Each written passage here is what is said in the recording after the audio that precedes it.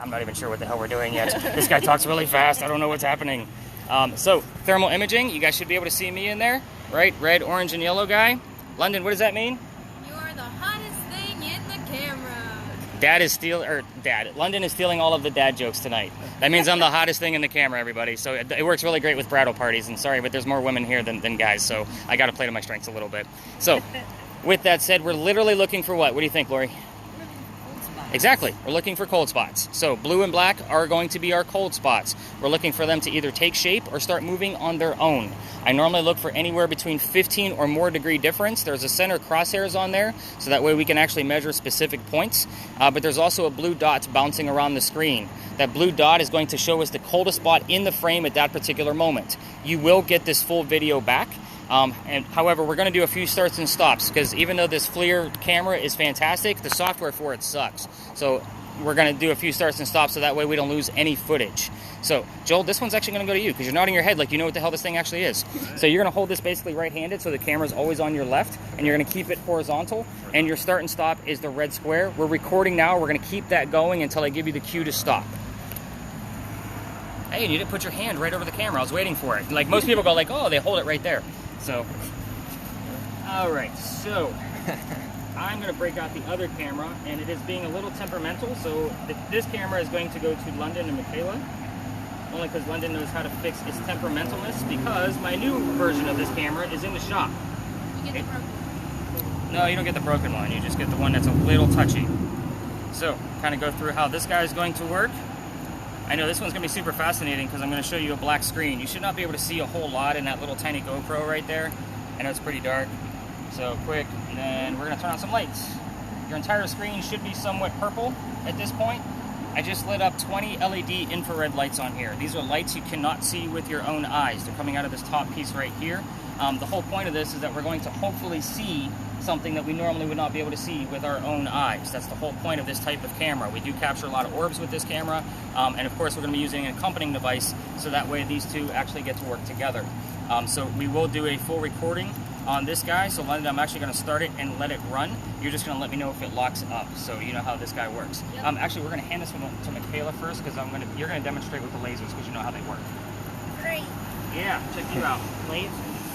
Lasers, yes, absolutely lasers. Good old infrared.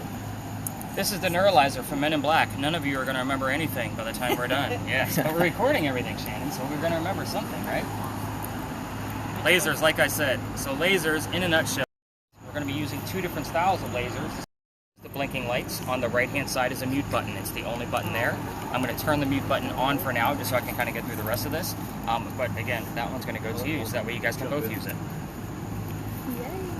Yay. It is back on. All right, go ahead and hit the red circle. Replace what you guys would normally see as an obulus on your TV shows. So those words are going to be saved into a list with timestamps next to them.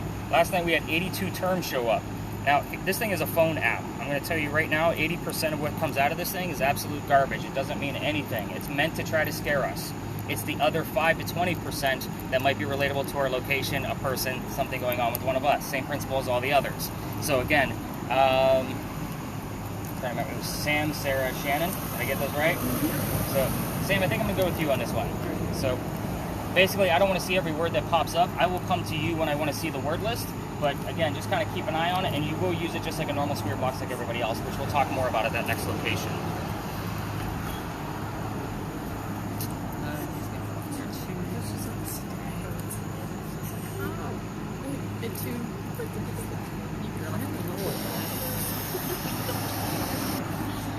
This spirit box is going to be open air as well because the earbud piece of it doesn't really make it amplified so much.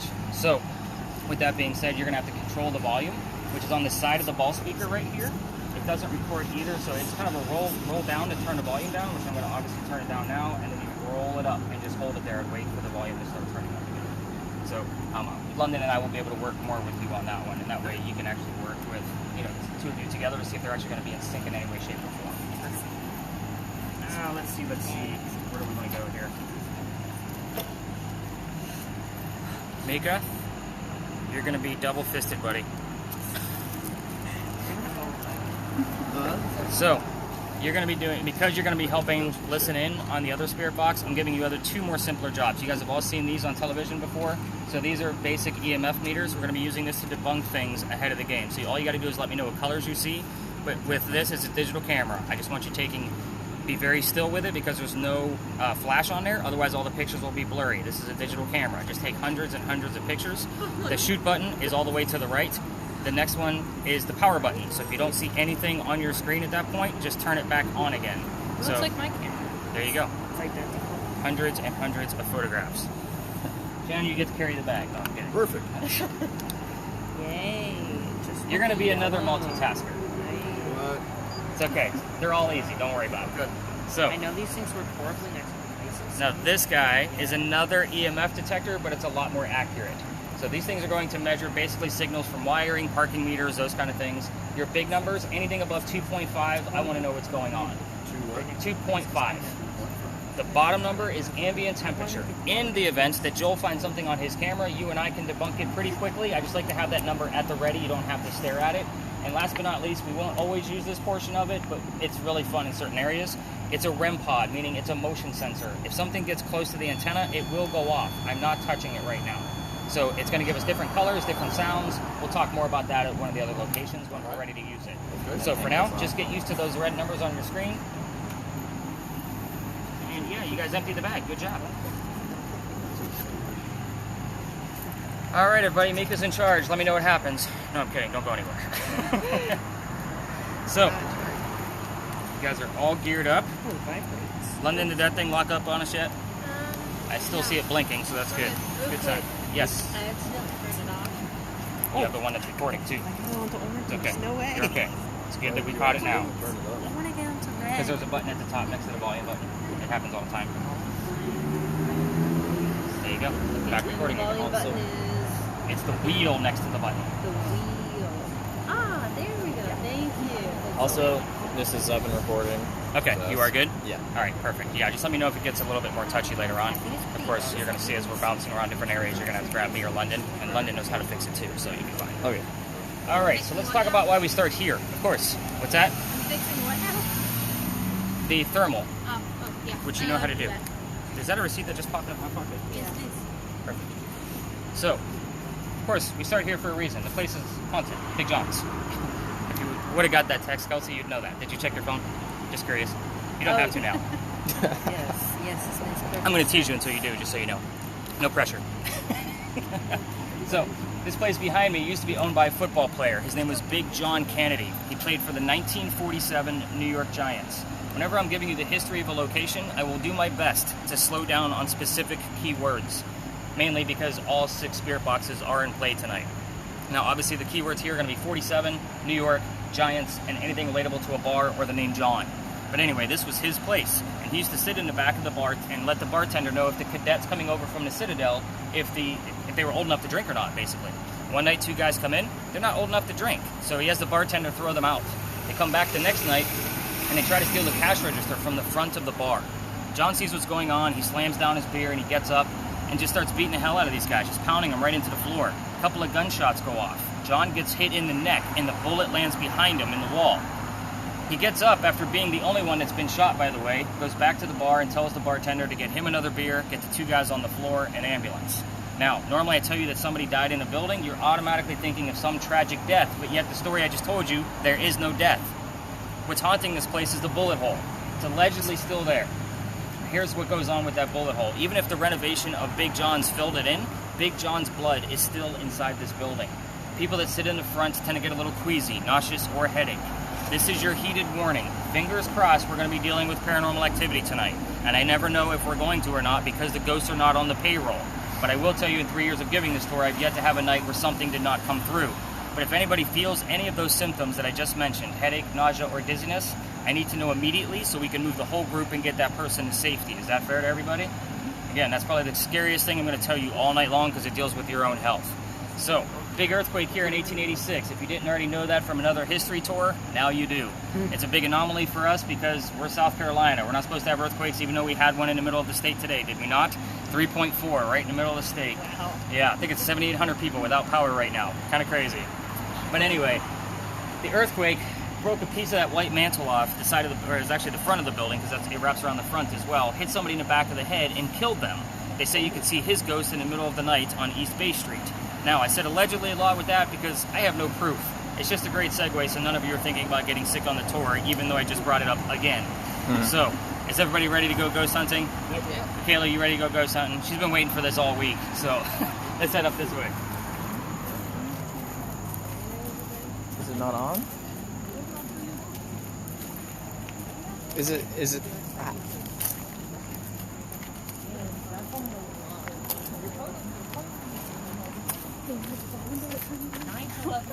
I don't know either.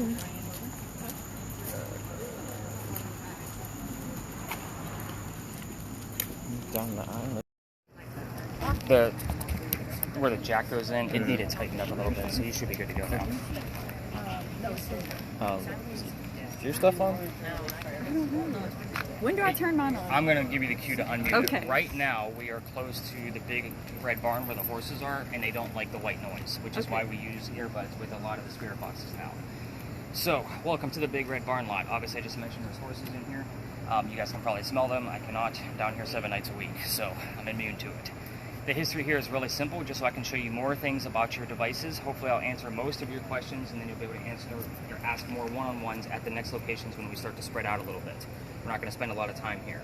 This is the same big red barn that held horses that used to deliver milk and eggs to the residents of Charleston. It's all the history I have, 1860s to 1920s. So, we're going to talk about spirit boxes first. Everybody wants to ask the same question every time they get a communication device. Think of a Ouija board. What do you think that question might be? You guys, all three of you said something. Name. Name? Anybody there? Is anybody here? Is usually the first question. Now, Heather over here hears the word no. That means somebody's here. They answer her. So, we are not going to be asking yes and no questions all night long. Certain locations, I will give you questions that you can ask specifically just to kind of get you guys started, but you're going to notice that none of them are going to be yes and no questions. So you're going to go after things that are in specifics and details. Even if you're a skeptic among the group, what do you have on your word list? Let me out. Before that I had trust, like right when he walked up to the building. Again, But it's like meant no to try to horses. scare us. Yeah. The horses are trying to Well, send us a message. the horses here also know that they're being fed here, and that they're going to be going back to the pasture very, very soon. They don't work for very long. So, yeah, they don't keep them here for very long before they send them back to the pastures again. So, but with that said, oh, that was right on cue. We're going to ask questions that you guys already know the answers to in this location. For an example, this is how I would normally train somebody how to use a spirit box that's never used one before. So, if somebody's here, tell me what color the big red barn is. Obviously, we are looking and listening for the color red. I say looking because we have the digital spirit box word list. She doesn't have to listen to it. So, the word red might not be available to those that are listening to song lyrics and DJs that are hoping to convey messages back to us. But the word fire truck, blood, heart, those three things are specifically red. I would take that as an acceptable answer. What color is the big red barn? Blood. I'm good with that. However, most of the night, I'm going to require that there's at least 2 or more happenings going on with devices to be able to verify what's going on. Let me give you another example. Let's say we have the word art on... I'm losing names. Sam? Okay, I'm getting the Sam and Sarah mixed up. I got the Shannon down. I know, it's the 3 S's. So let's say Sam's word list actually has the word art on it. That doesn't mean anything to this location by itself. But then Sarah actually hears the number 40 on hers. So with that said, together, Art Faircloth was number 40 on Big John's team. Do you guys see how we're going to be putting clues together all night long? Again, a lot of these people we're going to be discussing tonight all have the same names. Charleses and Georges and that kind of mentality. We need to know who the hell we're talking to. And without that secondary clue, I'm going to say that term a lot to you guys tonight. Secondary clue. That's a great start. Let me see if something else comes out of it. I want to be able to verify it. So again, I'm not here to make anything up. I want to see what's actually going on with you. So that's the whole point of this. Cameras, I think London already knows how to use those lasers, but in a nutshell, London will be standing anywhere between 2 to 4 feet away from Michaela, trying to film through the lasers. So again, she's going to be looking, when I'm watching this video, I'm looking for things from obviously the box to the ground, not necessarily on the ground. So Michaela, you'll have to shoot through it. You obviously are getting the gist of that, so that's good. We don't want to ever cross the streams. Why? Yeah, bad Ghostbuster joke, Shannon, but it does work here. Basically, Lennon, go ahead and cross them. basically what she just did was she just created a much skinnier space for something to actually pass through it. So that's why we try to keep them spread out. All right, put your lasers. All right, Joel, you're going to try to do 2 things for us.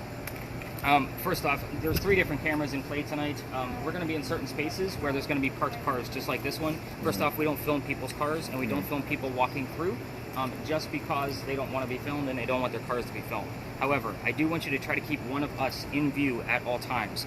We are going to be the warmest thing out here no matter how humid it is, and that's going to give us the array of color on the screen. Much easier to find cold spots that way. All right. The other thing you're going to try to do is keep the sky out of view. The blue dot will default to the sky when it's in view looking for a surface. Okay. So again, just try to keep it out. Some spaces that's going to be impossible, so just try your best. Okay. All right, Shannon, I'm going to have to work with you at the next stop because that's where we're going to be using that motion sensor. I think everybody has a basic gist of how their devices are going to work. Have we seen any color show up on your K2 meter at all? No, except for over there. That's probably from the parking meters. So again, if you had like a slight green to a yellow, that's probably from the parking meters over there by the sidewalk. All right, perfect. Any other questions at this location before we go deep dive into some much further history than ponies and football players? All right, let's do this. We're going to go up this way. Everybody's trained. You all know what you're doing now, right? No more questions. No, I'm kidding. I'm a cameraman. That feels so bad. Like you got so bit up. That one coming on. I would totally volunteer to be like Aaron in that show. No. I just want to know. You know? That's my biggest take out of this. I just want to.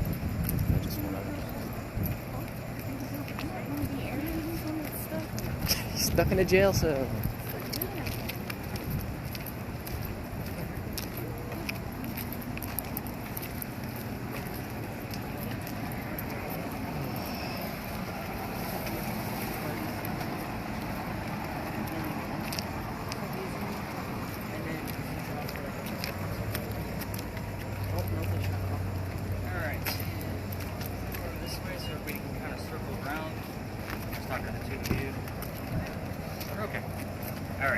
Tight in here tonight, lots of cars parked. Obviously, we're coming up on 4th of July. So, welcome to your first space. It's a parking lot. Congratulations, you made it. That smells good. I told you I was going to be taking you guys to some weird spaces. So, first off, spirit boxes, I am not going to be giving you questions like what color is George Washington's white horse, like what we did over there with the red barn. I am going to withhold information on purpose, so that way you guys can actually have genuine experiences with your spirit boxes. Is that fair? Again, I'm not here to generate subliminal messaging. So, with that said, where the heck are we? This is the Eliza and Charles Pinckney mansion site. Their mansion actually sat in the front of this space facing East Bay Street. Eliza's garden was lined up with Five Church Restaurant and came all the way across, and we are standing in the servant and slave quarters for the home, just so everybody kind of has a layout of the land. So who the heck were these people? Eliza and Charles had a son named Charles. They had a nephew named Charles. That's 3 different Charleses. Now you guys know why I look for secondary clues. 3 Charleses, 1 location. But the son and the nephew were signers of the Constitution for South Carolina. It's a pretty big deal for us, but I hate politics more than anybody here. So we're going to move on. Is that fair? Yeah, I think so. So let's talk about Eliza. Way cooler anyway. Eliza married Charles at a young age according to today's standards, not the colonial times that she came from. If you're going to ask her how old she was when she got married, you're not going to hear numbers like 12 and 14, just so you know. So the reason I bring this up is because Charles, her husband, was over double her age when they got married. So she got married because her father over in England thought he was dying. He was trying to bring all of his kids home. He wants to see him one last time. She didn't think he was dying, so she stayed put and got married. So it's 1744. You don't marry somebody in 1744 because you need a green card because we're not even a country yet. She did marry this guy out of love and remained a widow even after his death. You have to remember he's over double her age when they married. He died first. I'm going to wait for that to pass.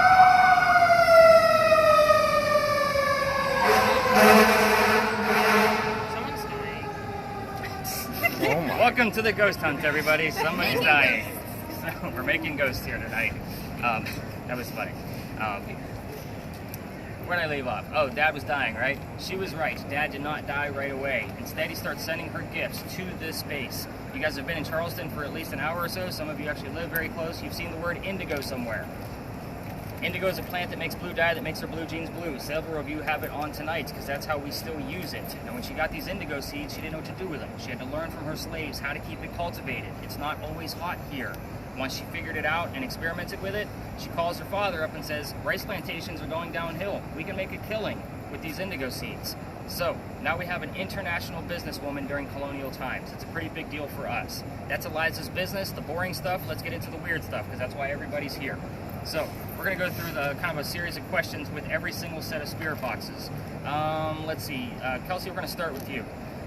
Your spirit box, I want you to ask what happened to the mansion once we separate, obviously. And then if you get an answer, find out when that happened. Again, you're going after specific dates that actually occurred. So hopefully you get the answers to that. Let's see. As far as your spirit box, Sam, now that I got it, I keep picturing you whispering the one syllable instead of Sarah. So with that, I want you to kind of stick to, there's two different wives named Eliza, by the way. This Eliza I just talked to you about was the second wife named Eliza. The first wife, Eliza, died that first year, that same year that he married the second one. So she died in January of 1744. 5 months later, he marries the one who plants the indigo. Ironically, both Elizas have a maiden name that starts with the letter L. See if you can figure out which Eliza we're dealing with by asking about the maiden name. You can also ask anything else that I'm giving out if you'd like, because that spirit box has 36,000 terms in it. You might get something else. As far as yours, Miss Sarah, I want you asking about the children. However, there's kind of a heated thing here. You can ask how many children they had and what their names are. After that, leave it alone. The reason being is there's a tragedy among those children. If we poke the bear too much, all activity will stop. It's almost pretty much a guarantee. The death. I want both of you focused on the death. I want to see what comes out of those two red spirit boxes. The two of you can ask how old she was when she died, what she died from, where she's buried, and what president was a pallbearer at her funeral. So, again, very specific questions. I want to see if those answers can come out of anything. Keep in mind, all of you with spirit boxes, those answers can go anywhere. We also have 2 cameras in my audio tonight. That's 9 pieces of communication. So if you're asking about the house and the answer, you're not getting anything, that means it might show up on another spirit box or even my audio. We never know where it's going to go, which is why I like to use so many different pieces of communication. As far as the EMF goes, basically you're going to be looking for those hotspots, Mika, so wherever that thing starts to blink, that's where the two of you need to stop and start asking some questions. It's basically how that's going to go. Have you gotten any readings over here at all yet? Yellow. You gotten a yellow so far? I've gotten a bunch of yellows. Okay. And then Shannon, have you gotten anything on yours yet? I just hit 2.3, but that was it. Okay, so that's pretty low. I'm not going to record that one down yet. I do have to work with Shannon with his device first, so that way he knows how to use that motion sensor. Those of you with cameras, we're not going to be filming cars, going in between cars, anything like that. So just, I know it kind of... Wow, ambulance too. Someone's really dying. Oh my. I was waiting for some kind of elaborate something coming out of them. But again, please don't go in between vehicles. People get really funny about these cameras and around their cars. But this is a big hotspot for paranormal activity, so let's go see if we can find some. Nice slow movements out of you, sir. Make sure you're recording. But just nice slow movements. It makes for a much nicer video. 3. Got a 3 at this point. All right, perfect. So everybody else, let's spread out. LORRI, you can hang out with me and Shannon if you want to, just so you can learn more about that too. But London will be available for any kind of questions if you need us. Yeah, definitely get yours unmuted and just nice slow movements, walk around, kind of see where the hot spots are. Mika's going to know where those hot spots are based on his reading. Okay.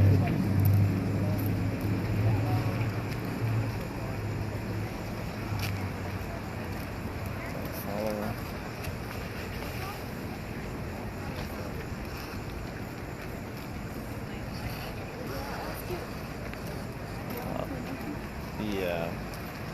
What happened to the mansion? I don't know, dude. You gotta be a little bit more serious.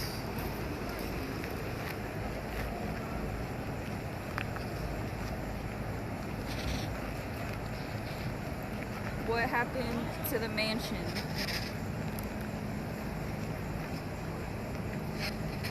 I feel like I'm not getting it.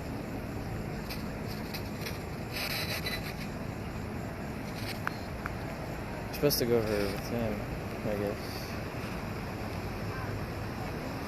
Well, this thing. No. It's very tricky.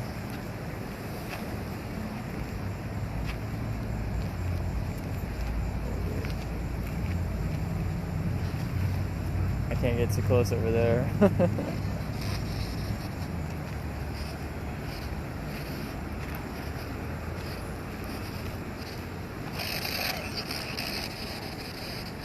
Say something?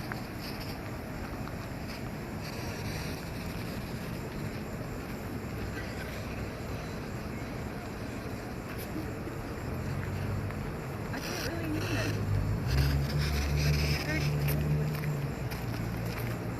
Yeah, let's go back.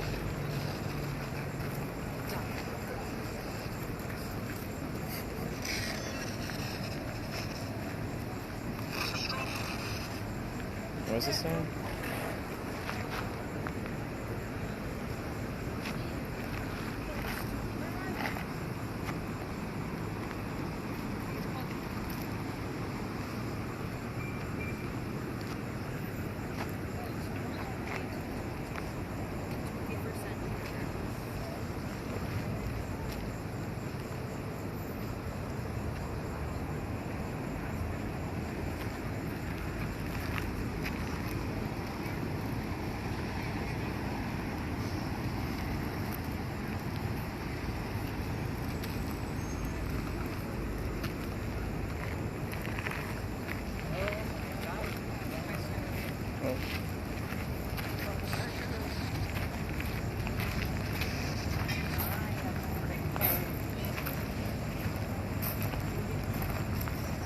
God does not mean it's very strange.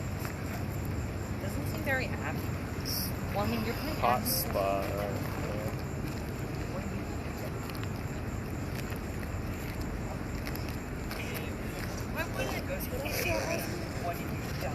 What happened to the mansion? Yeah, I guess so.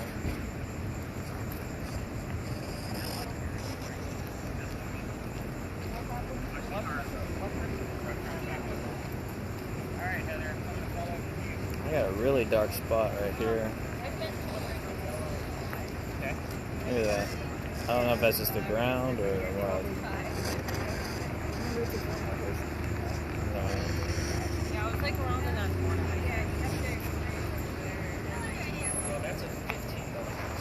I mean, we can film in our group, but...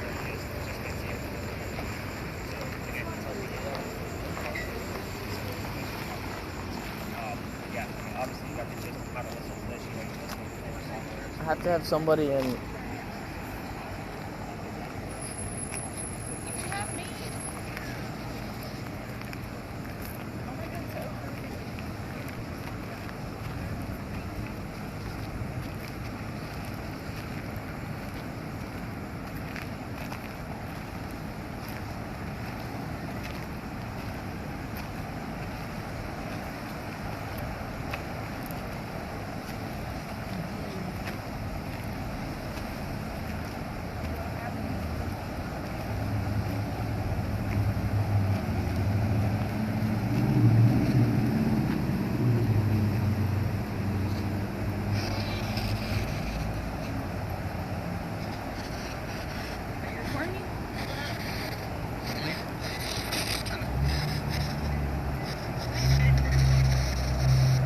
Alright, you want to ask the question? What happened to the mansion?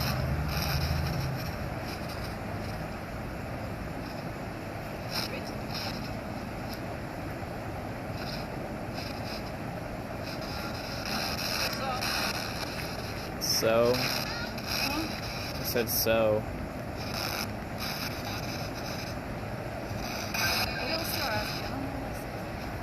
I'm gonna ask him.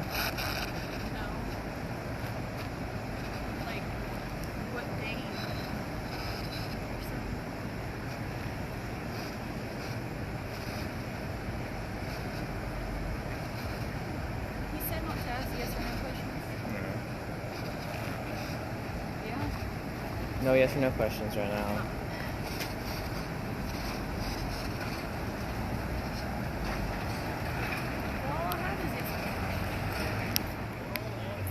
How's it going up here?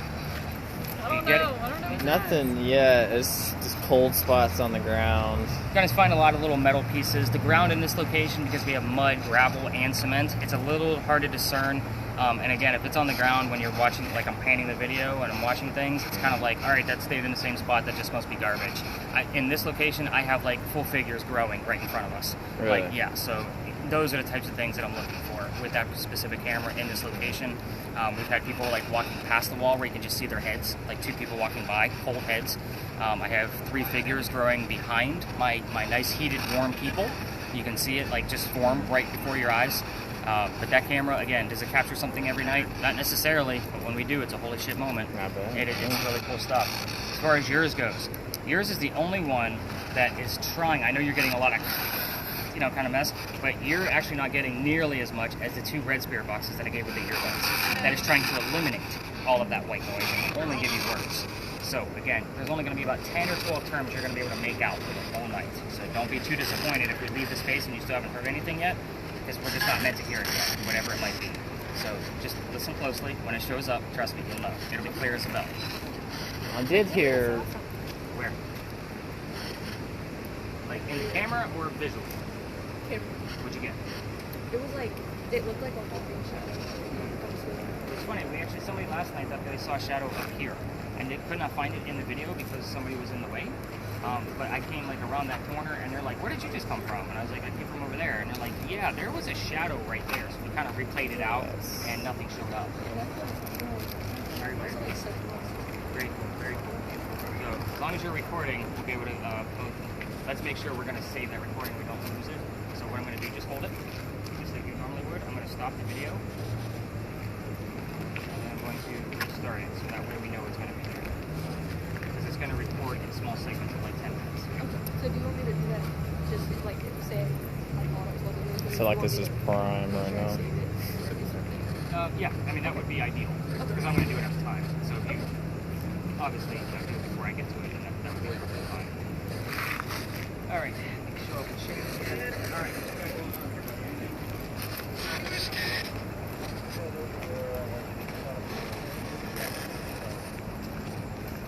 What happened to the man? You can get in front of me.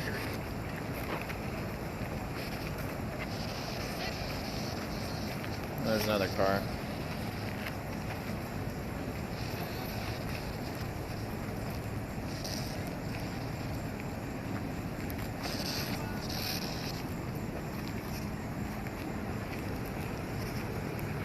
About like this entryway right here.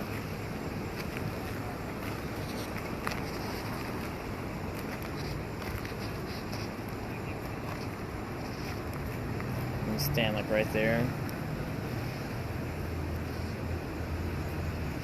What happened to the man?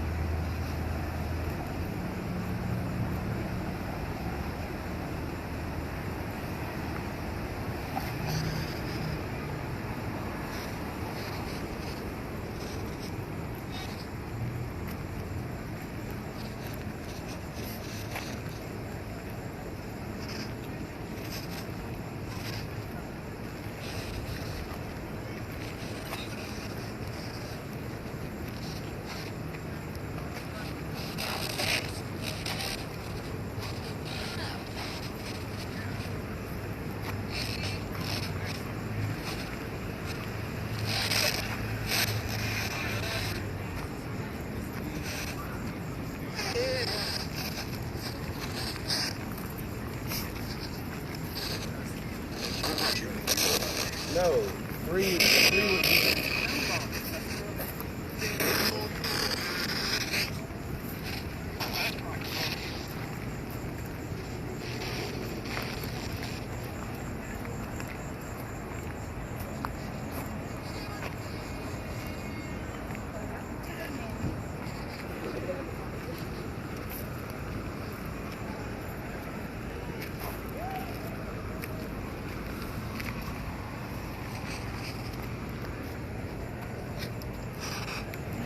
Right here in this area. Huh? Maybe like right here. Toward them. I am. They're in the shot. Get closer.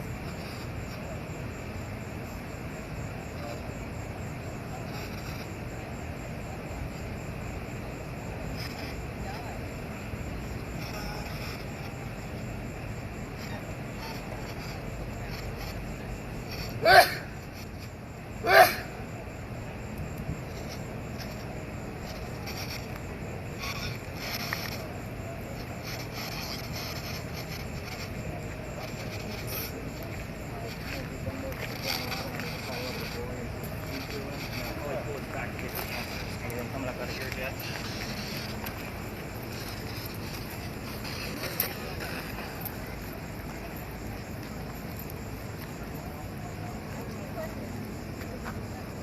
Alright, I'm going to bring everybody back.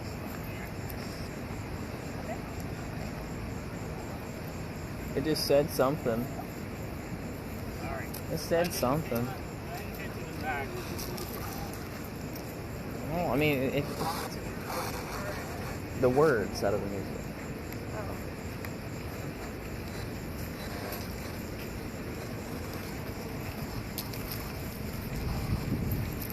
Little ghosty guy got caught up in my bag and I can't see what we're doing. There we go. Alright, so we'll hang out over here so Lorri can keep her seat. You guys aren't really giving me a whole lot out of your spirit boxes that is telling me like we need to hang around for long periods of time. So again, this is really light for this location, just so you guys know. We did get a couple of EMF readings.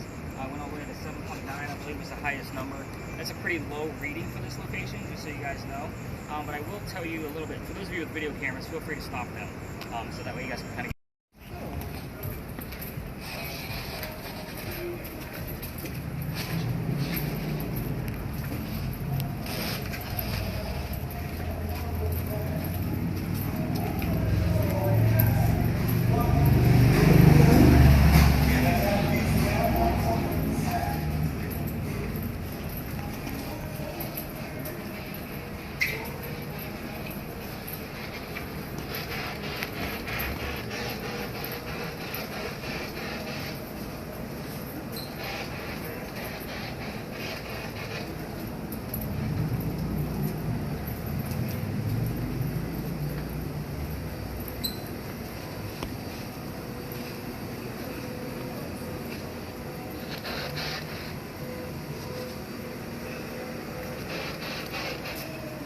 we are going to leave that in here because we're next to our hotel now. We're not going to, it's like the horse barn, we got to keep it down. Alright, any names come up out of yours? Did you hear anything out of it at all? That you know? See? There's a reason for it. Alright, let's go down the line. Sarah, would you hear anything? I thought I might have heard Monica when we came down there. Monica. Sammy, anything on your word list? For going down, the way they popped up was barrel, 15, under chair, and Excel. So Beryl actually showed up here last night as well. The reason for that is I'm going to explain that there were people that lived here. Most of them were coopers. They were barrel makers. So it's pretty common to show up down here. We'll actually get the word cooper from time to time. But the fact that Beryl showed up twice in consecutive nights is pretty interesting. Lorri, how you doing? Nothing? Nothing. Okay. I think that about covers all the spirit box because you said you didn't hear anything either because you were in front. So we have Monica. I can't say that that's actually going to be a relevant term, but I will definitely look at it to find out for sure. So, Michaela, are you recording over there? Perfect. Good deal. So where are we? We're inside Lodge Alley. We're next to a hotel, so that's why another reason why we use earbuds with our spirit boxes. But when we cross that last crosswalk coming down, that's where the original Charlestown Walls used to be. You're standing on one of the first streets we ever had. People used to live here. Obviously, I've already mentioned that to Sam to explain why she heard or seen the word barrel. I have a full list of residents of every person that's ever lived down here. That's why I asked you guys for names. Now, the names I commonly get out of this location are Benjamin and John. Sounds like two very common names, and I just told you I have the whole list. So, of course, there might be a Benjamin and John on there, but don't be too impressed. That list is not very long. Only 2 to 5 people live down here at any one given time. Benjamin and John were 2 out of 5 people that lived here in 1801. So, I get their names every 6 to 7 weeks. We're in week 4 or 5 of that loop, so to speak. So I wasn't expecting anybody to give me the names Benjamin and John. Now, there were 4 different Johns that lived here in a 60-year time frame. John likes to give us his last name so we can clarify which one it actually is. John Johnson was his full name. So we'll get John, Johnson, and Ben, or Benjamin, all in the same night within that 6 to 7 week part of the loop. Here's why I think that's happening. You're standing on Belgian blocks. These are made straight of granite. You guys all seem like you're somewhat into the paranormal. You've heard the term limestone before. It's supposed to stir up activity. It's because it comes straight from the earth. Limestone doesn't hold any electromagnetic field balance to it at all, and neither does granite. Shannon, at this point, I want you to take your device and literally lay it on the ground and tell me if your red numbers give you anything. And we're going to leave it there for just a minute or two, see if it actually grows. So, 8, 7, 9, beautiful. 9, 1, 2. 8, 7, 9, Sounds around 9. Okay, so right around 9. You can go ahead and pick it up so you don't have to stay hunched over. We're not supposed to have any EMF field coming out of that. It would normally only go to 1.1, which is natural from the earth. So again, last night, we didn't get anything at all. Tonight, obviously, you just gave me 8 to 9. A couple of nights ago, we got it all the way up to 15. So what's happening here is what we call the stone tape theory. These bricks, which have been laid here since 1739, are hanging on to the consciousness of the memories of everything that's happened here, and then spitting it back to us in the names of basically a loop. So that's why we're hearing those names every 6 to 7 weeks. I don't know the specific moon phase or whatever the case might be. I can't seem to pinpoint the exact date of why we're getting those same names, or why now, all of a sudden, I decided I want to start measuring the bricks to see if we're going to get anything out of them. We're not supposed to have anything out of them. So it's called the stone tape theory. Take it for what it's worth, but again, you can check all of my data because it stays up on my website for an entire year. You can actually trace back Benjamin and John every 6 to 7 weeks. You'll see those same names start to occur. It's not that I'm looking for them, they just happen. So, with that said, before people lived here, the Freemasons had a Masonic lodge here, hence the name Lodge Alley. So we do get terms wrapped around the Freemasons, including the word symbols, Mason, brick, and the word Illuminati loves to show up on the 2 red spirit boxes. What's funny about okay, I would be more interested in like compass or something along those lines. But what's interesting about the word Illuminati is, first off, who the hell is talking about the Illuminati on the radio? Me. Except for London. The second reason is, why am I only hearing it while we're in this space? 6 times last year, 3 times so far this year. And it's been in this space, live time, on a recorded spirit box, so I can verify it. So take that for what it's worth. I do linger in this location for just a few minutes, and it kind of gives you the layout of the land of where we're going to be going next. We're going to another alley. However, I can't take you all the way through it. Why, London? Because Dad got kicked out. I got kicked out. You guys are all holding the noisemakers and the blinky lights and all of that kind of thing. However, it is a very popular tour spot. Of course, I'm going to tell you how I got kicked out because Ed was already over here grinning like, I think I can guess why. But at the same time, it's considered residential at the end, and I was in the wrong. But I still like to tell you that story because it's relevant to our location after that. And it does stir up a ton of activity by me, telling the story outside of the alley. And of course, I'm going to tell it to you a lot differently than all of the other tours. We're going to get into the more popular areas now. Obviously, you've seen some unpopular spaces, but you're going to see those much larger tour groups of 20 people or more. It's not fair for us to try to investigate half of an alley around 20 to 60 people at a time. That's why we're going to stay outside of it and let them have their little campfire ghost story, and we're going to go ghost hunting outside of the alley. So, as we cut through this alley, we're going to be going through a residential neighborhood. Both video cameras will be stopped at the end of the alley, because we're not going to record in a neighborhood. Lasers are obviously out of the game. London knows the rules on that. And obviously no pictures as we're cutting through a neighborhood. We got some folks cutting. You're good, you're good. Just watch your stuff. They're getting really rocky. You can't do the worst part of it so far, so you're good. Thank you. You're welcome. Did Sally have any significance? I'm not going to confirm that, but a good possibility. Oh, it's already written down because you're on the word list. All right, let's head up to the next alley and so we'll see what we can go find up there.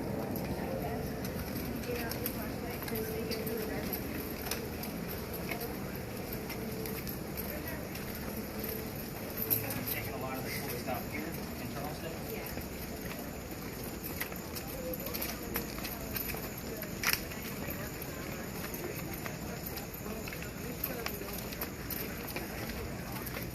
I'm like waddling right now.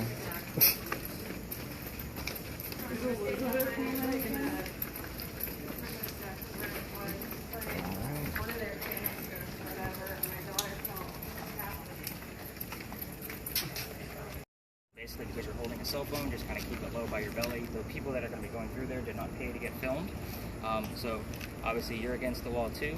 I want to get everybody against the wall there. London, if you want to come up here, because I know the wall is a little shorter right now with that garbage can in the way. Thank you. You're welcome. London's so used to being up here with me, so, but yeah, very discreetly. What's going on with that wire? It unplugged. Let's get it plugged back in so you don't lose battery. There you go. Now I'm center of attention. Get out. No, scoot up. All right, so welcome to Philadelphia Alley. Did you hear anything on yours along the way? I've been getting a lot of like crap and everything. That as soon as we got to the end of the alley, in front of that White House, like classical music just busted through. Very interesting. Very, very interesting. I haven't had any classical music come through tonight, except for that one spot. Did you take a chance by unmuting yours along the way here? Okay, and then you guys have already told me what you've heard, and you and I were chatting, so I'm sure you missed whatever was going on there. All right, so Philadelphia Alley. That's what we know by now, but it used to be called Dueler's Alley. This is where some of the duels for the city of Charlestown actually used to occur. We all tell the story of one specific duel because we can actually prove that it occurred. But I'm going to tell you, again, a little bit differently because you're ghost hunting. You're going to get a lot different details than you would from the other ghost tours, just so you know. But this space, we're going to... There's nobody down there. And they're just singing along, aren't they?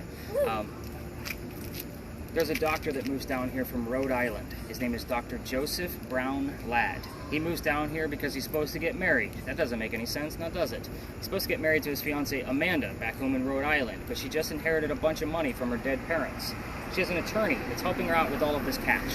The attorney thinks that the doctor's just after Amanda's money. He tells Amanda, get rid of the doctor. So the doctor comes to Charleston to prove that he's not just after Amanda's money. As he's coming into town, the coachman that brought him in set him up to be robbed and killed. It wasn't a very good start to his stay in Charleston. But somebody walking by, his name was Ralph Isaacs. I'm going to stop on Ralph.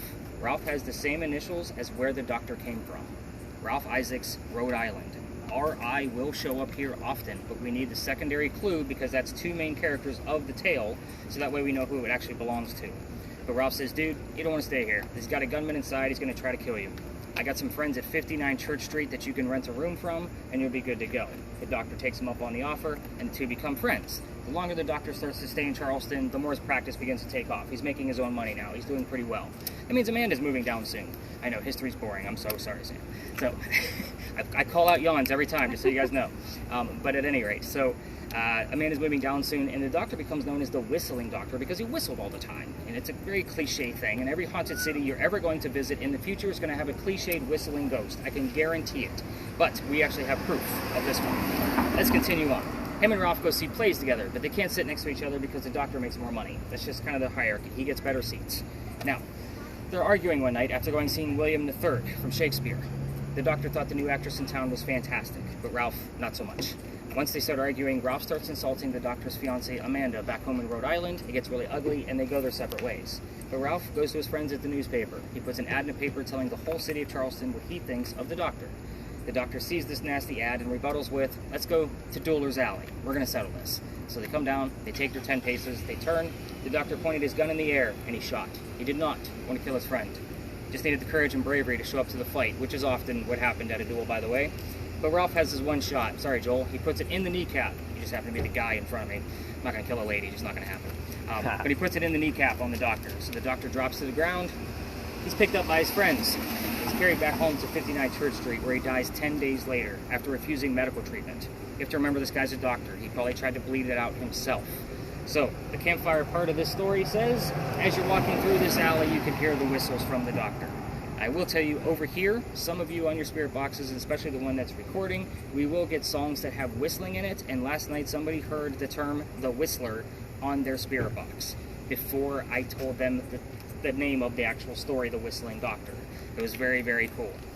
But as far as hearing whistles and songs, Maroon 5, the Moves Like Jagger, that song, Stop Singing So I Don't Have Your Songs in My Head. And then the Guns N' Roses song, Patience, that will show up here a lot too, because obviously there's a lot of whistling in that.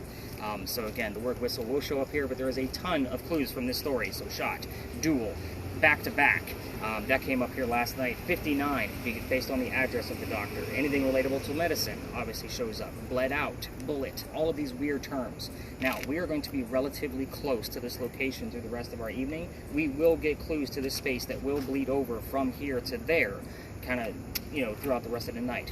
If you're going to go down there with your own voice recorders to test out the whistles for yourself, keep in mind every local knows the story. Anybody walking up and down Cumberland or Queen Street on the other side is going to throw a whistle down the alley. I do it every single night, whether London's here or not, as we pass the alley, because our garage is literally right there. So as we pass it, we always throw a whistle just for shits and giggles, because we can't go down there anymore. So let's find out why. Yeah, that's the good part. So the other side of this alley didn't always come all the way through, by the way. So there was a wall down here on this end, which means the bricks on the other side are older. Those bricks are sun-dried bricks from slave children. There's a full handprint and fingerprint swipes on those bricks. So I treat those bricks the exact same way I treat a grave. You're not going to get a whole lot of activity out of it because that kid is not staring at that brick in the afterlife. However, November 26th of 2020, my entire group decides they're going to huddle around the brick with the handprints and they're going to try to get a reading out of it. Well, it's outside of a gentleman's dining room window of his beautiful mansion, and I was not supposed to be there. He come out screaming. London thought it was fantastic because Dad's getting yelled at, and we moved on. The next day was Thanksgiving, November 27th of 2020. I did not have a tour. The next day was November 28th. Joel's like, what's with all the dates? Yes, they make sense. November 28th of 2020, I get a phone call asking me to either go down halfway, like what we're allowed to go, or to reroute. I decide I'm going to reroute because it's not fair to my team to try to investigate a small space that way. I tell my team we're going to wing it because I don't even believe in this pirate story anyway. But before we leave, somebody hears the name Anne on a spirit box. I'm like, okay, maybe we'll figure something out. But I did not tell them we were going to be investigating Anne Bonny, the most famous female pirate of the Golden Age. When I get there and I told them what little bit I did know about Anne Bonny, somebody else hears the number 300. I don't know what that means until I research it the next day. We were there on November 28th of 2020. Anne Bonny's trial for piracy was November 28th of 1720. We were there on the exact 300-year anniversary of her pirate trial. So I keep taking you guys back there night after night. I'm going to tell you right now it is a hit or miss location. The Pinckney Mansion and the Powder Magazine are our two biggest locations for our investigation, and the Pinckney Mansion for us tonight was actually pretty weak. So I'm just putting it out there. We did not find much in real time. I'm hoping to capture more as I go through your data in the morning. But the Powder Magazine, again, it's a hit or miss. We'll know within 5 minutes after we're done talking about the history if we're going to get anything at all from that location. So we'll either keep going or wrap it up pretty quickly like what we did at the Pinckney Mansion. There are places to sit up there so you guys will be able to get to chill and relax because this pirate story is a little lengthy. This is pirate lore. I told you there's no myths and legends here. I had to read a shit ton of books about pirates so that way I can find as much factual data as I possibly could so we can go off of real data here. So let's go learn about pirates. We're going to go up one more block and make a left and dive into that Powder Magazine lot so that way we can actually get some seats out of this humidity. Is that fair? All right, anything weird coming up out of your spirit boxes before we leave? Mine spiked where it was like a lot of red and said God, and then like almost back to back it said cold, cross, us, and girl. The word God is because we are going to get a lot of religious terms on this back half of the tour because of the St. Philip's Church. Okay. It happens pretty much on a nightly basis, just so you know. Anybody else hearing anything? Kelsey, I know yours is muted, but you can unmute it as we start walking. And I think you had your earbud out, correct? Okay, perfect. All right, let's head up to the... Cameras off? Yeah, you can keep them on or you can turn them off. It's up to you. You never know what's actually going to pop up, so... Yeah. You're still recording? Good. All right, good deal. Get up this way. Nice, steady. I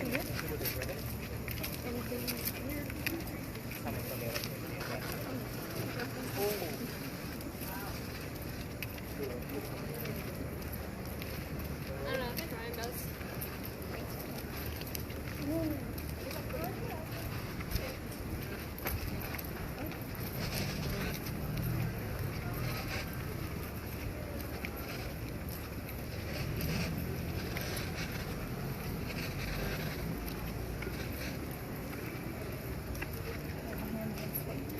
I feel so sweaty right now.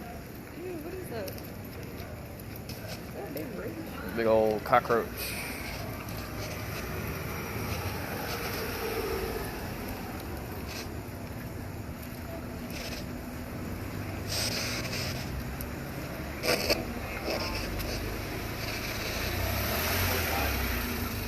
I got Roman and Review.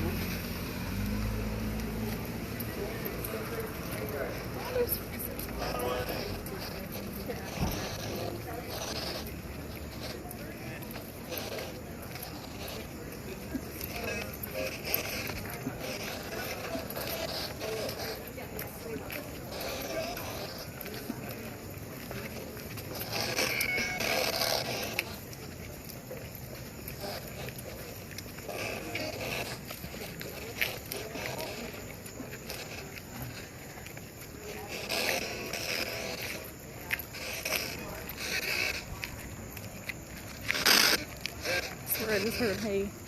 Hey? Yeah.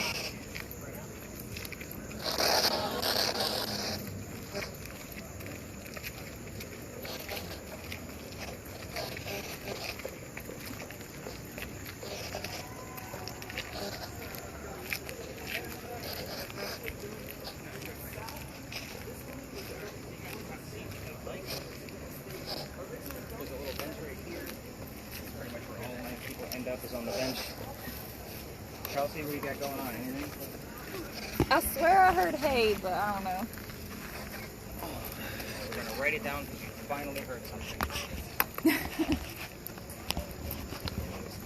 All right.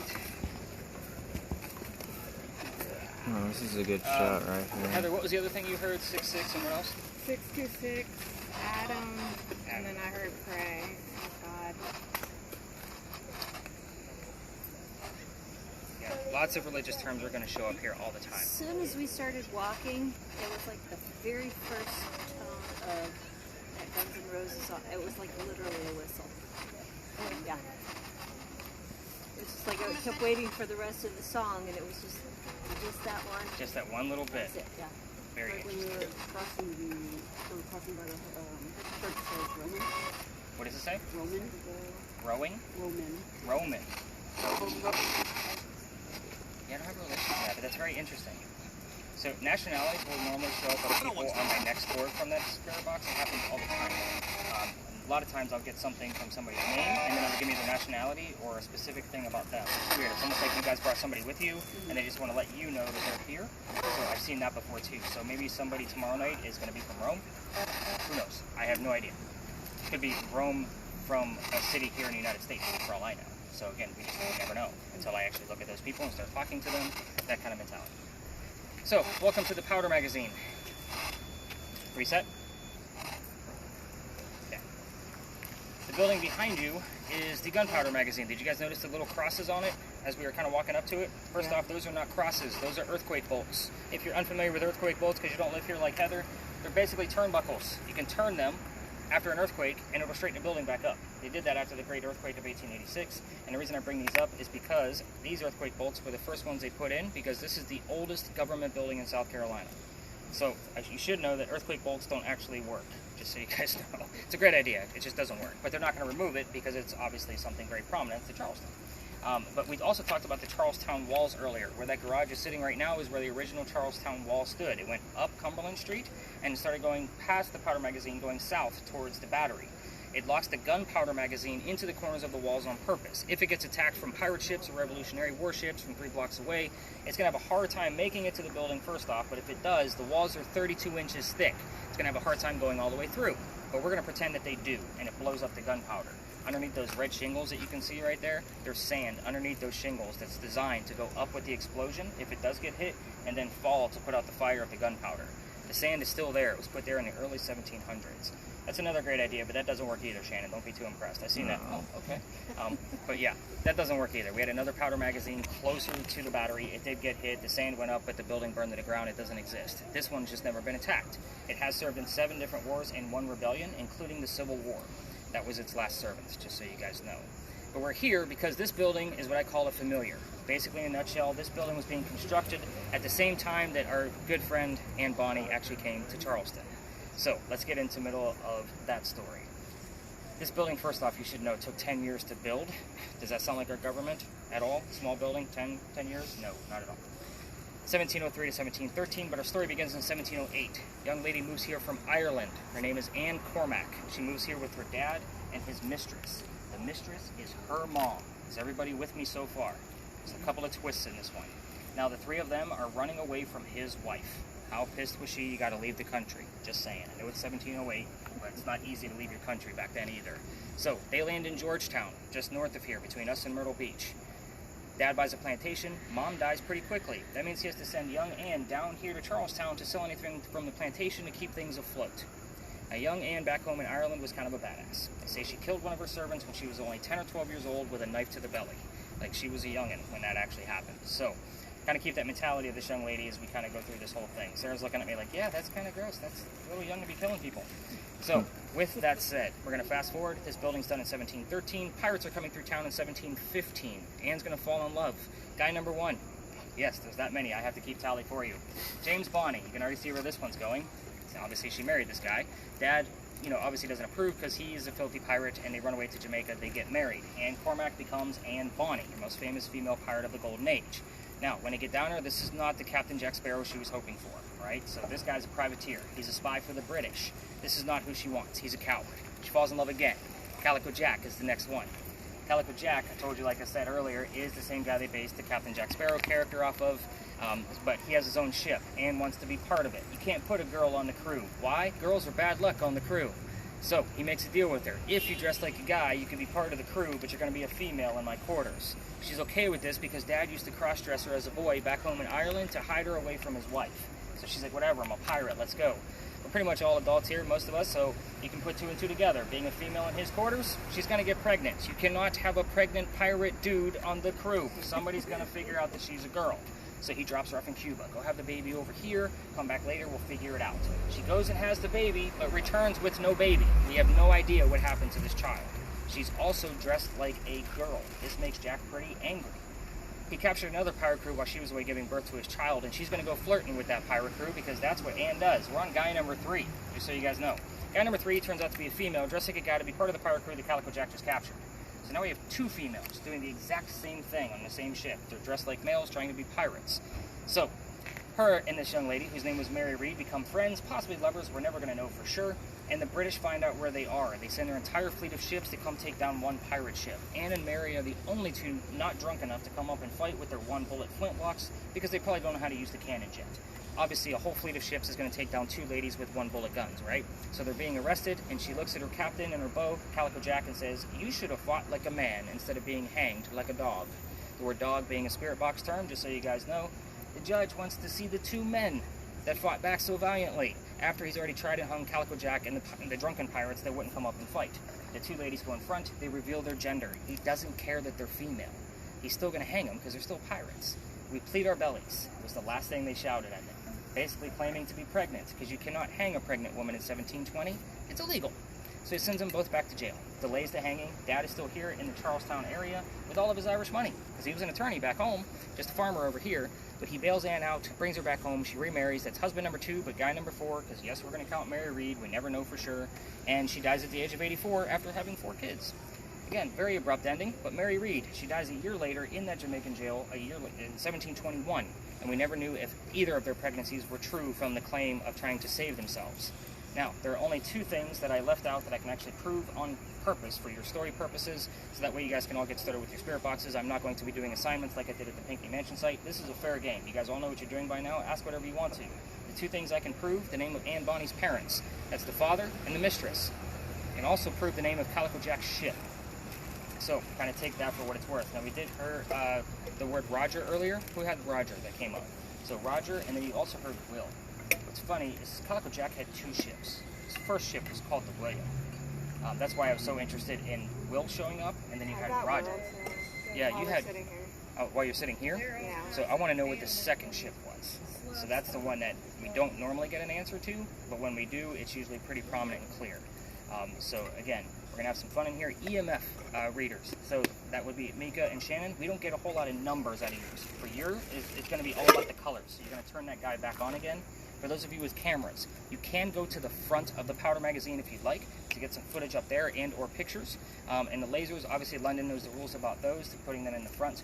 Just make sure you're waiting your turn, let the other tours do their quick little story and move on. I did tell you all at the beginning about that heated warning, right? You guys all remember me telling you about the headache, nausea, dizziness? I'm going to steer you for 1 more minute before you guys leave and tell you why I give that heated warning. So back in September of last year, it was much colder than this and less humid, by the way. I normally take my groups to the back, but I figured some of you can actually use a seat, so I brought us over here because of the humidity. But I normally take it to the back of the space, and the kid next to me literally goes white as a ghost. Like, I mean, I'm talking like pale, and he just starts to drop. I have to pick him up by his armpit. His boyfriend picks him up from the other side of him, and we bring him over to this wall, get him a bottle of water. He's feeling better. I then tell the story. It's important to know he doesn't know the Anne Bonny story that you guys all now know. So, after I separate everybody to go play with their devices and have fun on their last, part of the investigation, they pull me aside and say, Nick, we have to tell you, we are 2 transgender males, meaning I had 2 females dressed as males on the tour, and it made complete sense to them as to why one of them passed out the minute we walked into the space. If you remember, Ann and Mary were both 2 females dressed as males. So again, these are the uncanny things that I see where I have to give these warnings. Psychics and mediums, if they're not super practiced enough, like they normally don't make it through the Pinckney Mansion site, just so you guys know. It just depends on the psychic and if they practice well enough to where they can handle that kind of EMF that's coming out of it. They probably would have been fine with our group tonight because we didn't get much of an EMF reading out of that space at all. So again, just telling you, that's part of the reason why I give those heated warnings. I see something like that, not maybe that extreme, but usually something uncanny enough once a month where I have to give those warnings because you just never know. Last night, and it's always somebody that tells me right as soon as we part ways, I was feeling nauseous the whole time we were here. I'm like, damn it, you're supposed to tell me these things so I can make sure you're safe. You know, I'm all about the safety piece. But yeah, let's spread out in here. Is your camera running, Joel? Mm-hmm. Okay, perfect. So turn those spirit boxes up. Let's see what we can capture in here.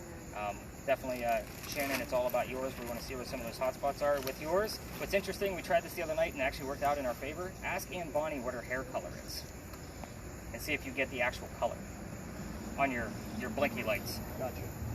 We're going to see if that works out that way. The same thing goes for your Kelsey. We got the same answer the following night after that. So we got the reading on his and it made sense, and then we tried it with your spirit box the next day as a group and it worked out perfectly. So we're going to see if we're going to get that answer again.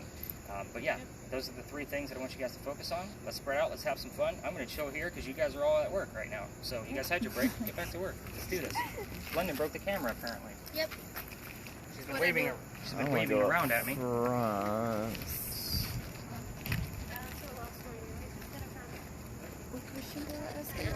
I was zoned out whenever he was saying it. What's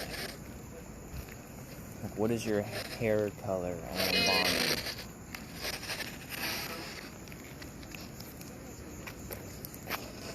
Can we go like around?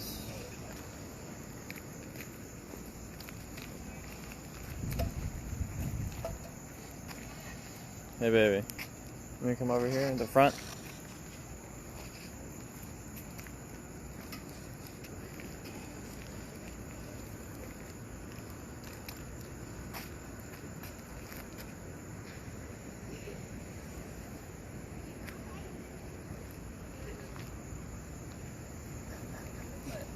Come on, let's go front. I feel like we get better activity up front. Yeah, think about all the people going inside, you know? I think let's go with here. I think it's pretty.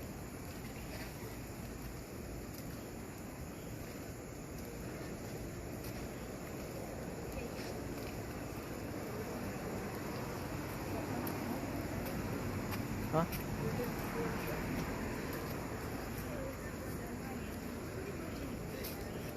I mean, right here it's not bad.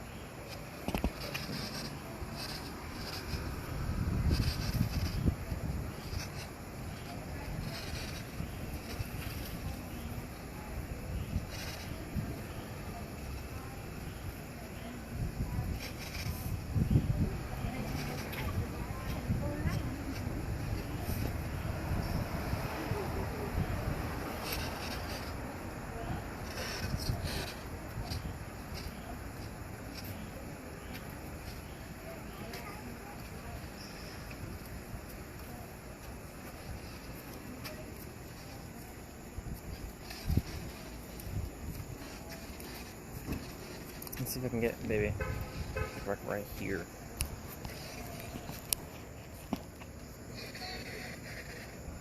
I heard Annie.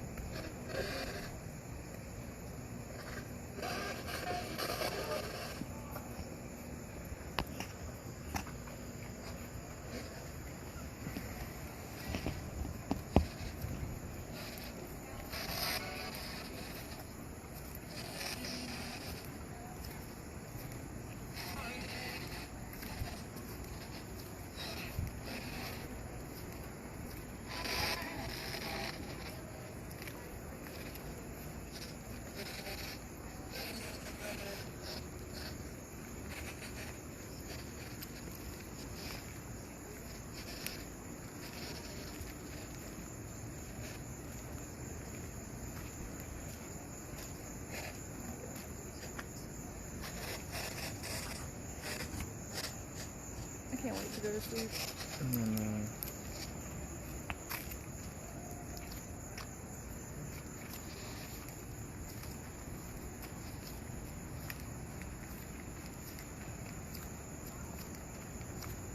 What's the name? And Bonnie. You gotta ask it questions. Huh? You gotta ask it questions. You're not asking anything. I was about to say. Oh. And Bonnie? And Bonnie. What was your hair color, Anne Bonnie?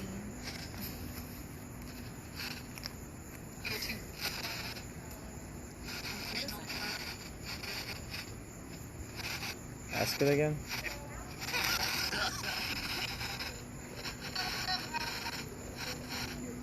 What was your hair color, Anne Bonnie?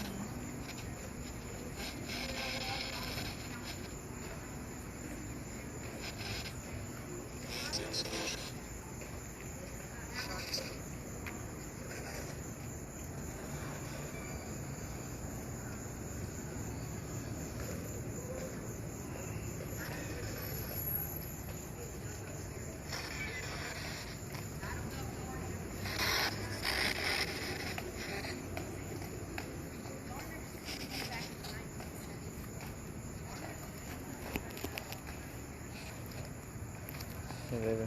Anne Bonnie, what was your hair color?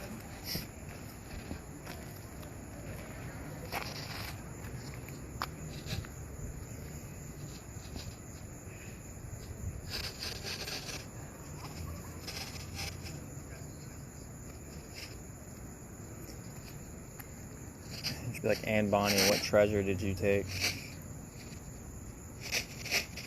Treasure. Yeah, she was a pirate. Oh.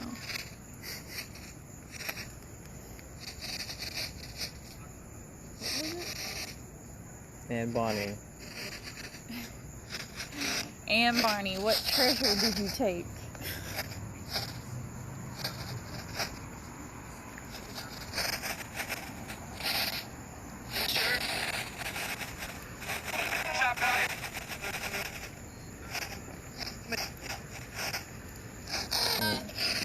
Ask it again.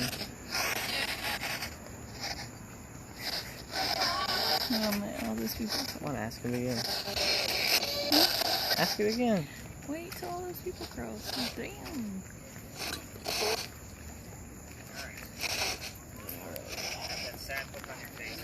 Huh? You have that sad look on your face like you still haven't heard anything. Have you gotten anything? I don't think so. Unless I'm just missing it. Split up words you can't really understand. Okay. Well, the cool thing is you guys were joined at the hip all night long, which means your audio will catch everything that was going on. That's part of the reason why I did that, because that doesn't record. The second night I had that, now that thing's relatively new to my tours. When I was wrapping things up and I was gathering all the devices, and as soon as they handed it back to me, it said pirate, like plain as day, like not part of a sentence, just a word all by itself. Wow. So it was kind of like, okay, this thing's gonna be really cool. Just, I think it was last week or the week before, we were testing the Anne Bonnie's hair color thing. So I would tell you that I don't get red readings out of Shannon's device ever. Like, I was like, let me just see. And show us what color hair you got. She makes it go to red. Like, that means she has to be touching the antenna. So I was like, all right, very cool. We moved out of the space. We asked again. Like, we literally went from one side to the other. We got the same thing. I'm like, holy shit. We never see red. The next night, I was like, let me try it with this one. Red, plain as day. Like, you've got to be kidding me. So I'm like, that's a new question that I'm going to continue asking night after night after night now. Yeah. So hopefully that you just missed it, because again, what I'm asking you to do is to use your sensors in a way you've never done it before. So you're going to see with the red spirit box that LORRI has, that recording you're going to get back tomorrow, you're going to see all of the markers I'm going to find, whether it's relevant or not. It's going to help you learn about like how to actually use a spirit box like that. So that way you're going to see like, oh, that's why he said, you know, tell me if you heard welcome to Charleston. I'm going to tell you, let's get out of this other tool away. Should I stop recording? Yeah, we're going to actually head over to the wall. LORRI, any headaches? We're going to actually move on back. Come on back over there. Alright.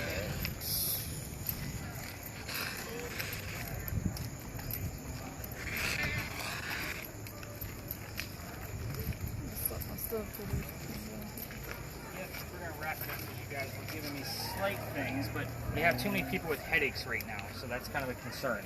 Anybody else have a headache that I need to know about, LORRI?